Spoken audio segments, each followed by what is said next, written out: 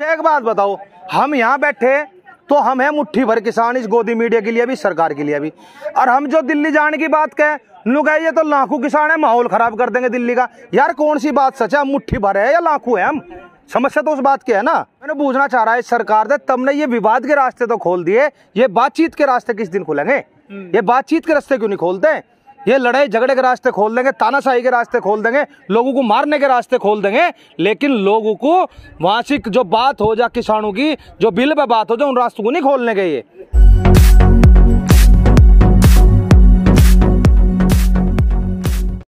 ये जो टिकरी बॉर्डर है दिल्ली का, वहाँ पे ऐसी खबरें आ गई हैं कि बैरिकेड हटा दिए हैं पुलिस ने, रास्ता खुल गया है। कितनी सच्चाई है इन बातों में, इन खबरों में? देखिए, रात भी सूचना मिली थी, जो रात रास्ता खोला गया था, डिवाइडर वहां से भी हटाए गए थे। जो अभी इमरजेंसी रास्ता है, वो इमरजेंसी रास्ता खोला गया है, कोई एम्बुलेंस वगैरह आ जाए चली जाए, इसलिए रास्ता खोला गया है वो।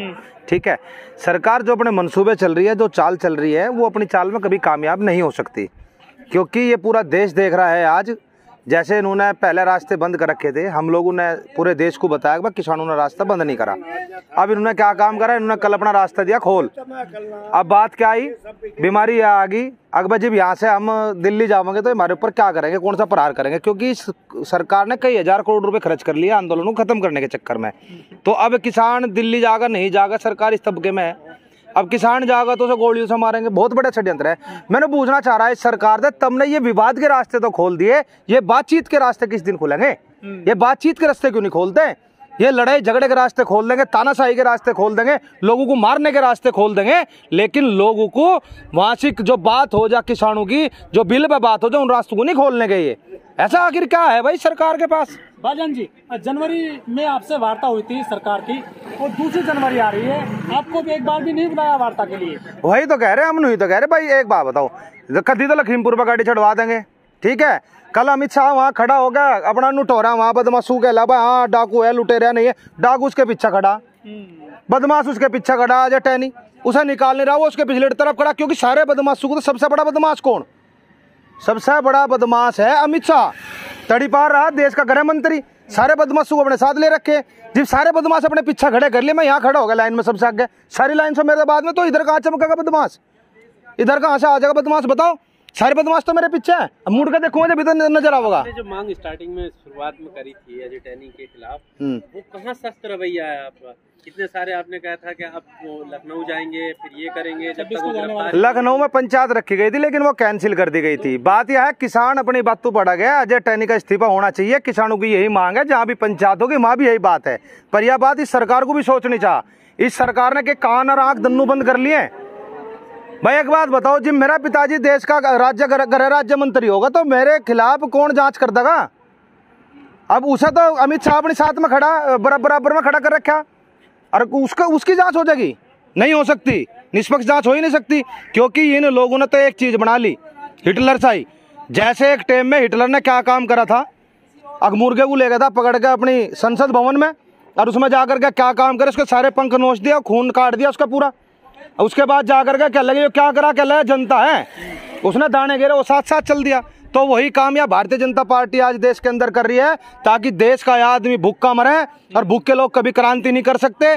किसानों के पास एक चीज थी कि किसान के पास एक समाधान था कि वो देश की जनता को भूखा ना मरने दे, क्योंकि वो पेट के लिए अन्न उगाना जानता है। अब इन्होंने क्या काम करा, किसानों के ऊपर भी इन्होंने पहरा लगा दिया, किसानों को भी खत्म करने का इन्होंने काम कर लिया। किसानों को कभी आतंकवादी बना दिया, कभी खालिस्तानी बना दिया, कभी देशद्रोही बना दिया। और मैंने कहना चाह रहा इस देश की सरकार को, ये जो ये देश का किसान है, इस देश का किसान इस देश की रीढ़ की हड्डी है। अगर इस रीढ़ की हड्डी में अगर जरा सा भी बाढ़ आ जाए तो व्यक्ति नहीं चल सकते, देश तो क्या चलेगा? भाईजान जी, क्या किसान संगठन है जो आपके करीब 40, उनमें फूट पड़ी हुई है क्या? जिस तरह कौन? योगेंद्र यादव को सस्पेंड कर दिया, चढ़ूनू साहब को भी सस्पेंड किया था। ऐसा नहीं होता।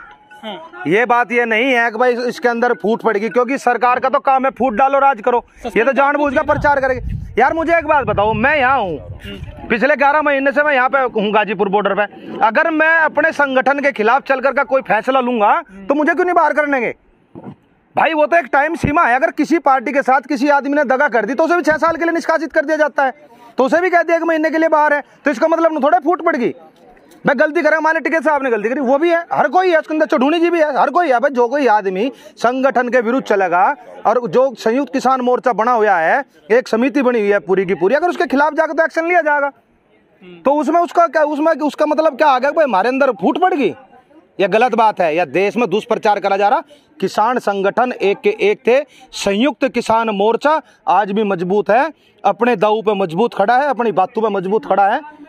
बालन जी, जिस तरह से आपने वहाँ से यू टर्न ले लिया कि 26 को आपकी पंचायत नहीं हुई लखनऊ में, आपने जो वो भी कह रहे थे कि सस्पेंड किया जाए, हटाया जाए गृह राज्य मंत्री को, क्या योगी सरकार से डर गए हैं किसान? नहीं नहीं, डरने की बात नहीं थी भाई। उस टाइम ना मौसम खराब हो रहा था, क्योंकि जिस दिन उससे 2 दिन पहले यहाँ से हापुड़ में पंचायत थी, तो वहां से क्या काम करा, रास्ते में गए, बारिश इतनी तेज होगी, पूरी पंचायत खराब हो गई थी। उस समय मौसम का मिजाज ठीक नहीं था। उस समय जब रास्ते में टिकैत साहब को वापसी आना पड़ा, उसी वजह 26 तारीख की पंचायत को कैंसिल करा था। अगर भाई मौसम खराब है, बरसात आ रही है, ना तो किसी सरकार से डर का बंद करा हमने, ना किसी प्रशासन से डर का बंद करी हमने अपनी पंचायत। हमने पंचायत करी थी भगवान से डर के, मौसम से डर के, क्योंकि हमें पता था वहां पे दिक्कत आ जाएगी। बलन जी, जैसे जैसे चेंज होते हैं मौसम, गाजीपुर आंदोलन पे कहते हैं कि कूलर आएंगे, गर्मी आई है, बरसात आई है तो पन्नी लगाएंगे, लेकिन जाड़े आ रहे हैं, आपके टेंट खुलने की सूचना मिल रही है। कहाँ से मिलेगी सूचना? अखबारों में। हमारे तो रिजाई कंबल धरे पिछले साल वाले, इसी हमें क्या दिक्कत है यार? सरकार का हो जो या गोदी मीडिया का हो जो, उसके कहने से क्या है? इस सरकार का तो क्या काम है? इस सरकार का तो काम है अब किसी ना किसी ढाल से इस आंदोलन को बदनाम कर दो, रुपये खर्च करे इस चीज के ऊपर। वही नहीं हो रहे बदनाम किसान। और भाई बात यह, जो टेंट खुलने वाली बात है, टेंट जब टिकैत साहब आ जाएंगे, जब आदेश होगा, टेंट खुलकर घर नहीं जाने गए।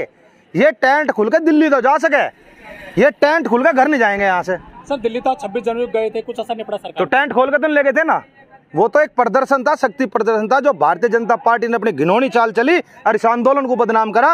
ये सबसे बड़ा दुर्भाग्यपूर्ण था उस दिन वो, क्योंकि इस देश में इस भाजपा ने इतना बड़ा षड्यंत्र रचा कि इस देश को बर्बाद करने का काम करा, इस देश के किसान को बर्बाद करने का काम करा, सिख कौम को बर्बाद करने का काम करा, उसे बदनाम करने का काम करा। उसके बाद लखीमपुर खेड़ी के अंदर गाड़ियां चढ़वा दी गई। उसके बाद मासी के एक सिंधु बॉर्डर पे एक बेचारे गरीब मजदूर आदमी का हाथ कटवा कर हत्या करवा दी गई तालिबानी तरीके से।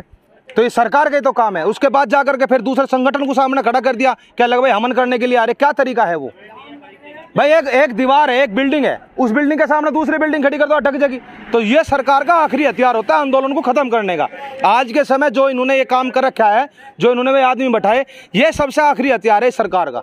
और इस हथियार से या हमारा संयुक्त किसान मोर्चा जीत का तो लड़ाई जीतते पड़े, क्योंकि वो सबसे बड़ी चीज होती है बिल्डिंग के सामने बिल्डिंग खड़ी करनी। वो कर रहे हैं ये लोग। सर टिकैत साहब ने बयान दिया था कि यदि ये रास्ते खुल जाते हैं पूरी तरह से तो हम दिल्ली जाएंगे। दिल्ली तो सर आप कई बार गए हैं, आपने दिल्ली में संसद भी चलाई, आप दिल्ली में ट्रैक्टर भी ले गए थे, आपने भारत बंद कर लिया, आपने रेलवे बंद कर लिया, लेकिन कुछ असर नहीं पड़ा सरकार पे। देखिए सबसे बड़ी बात क्या है, ये सुप्रीम कोर्ट का फैसला था, रास्ते खुलने चाहिए, किसानों ने अपने रास्ते खोल दिए थे। लेकिन उसके बाद बात आती है दिल्ली जाने की।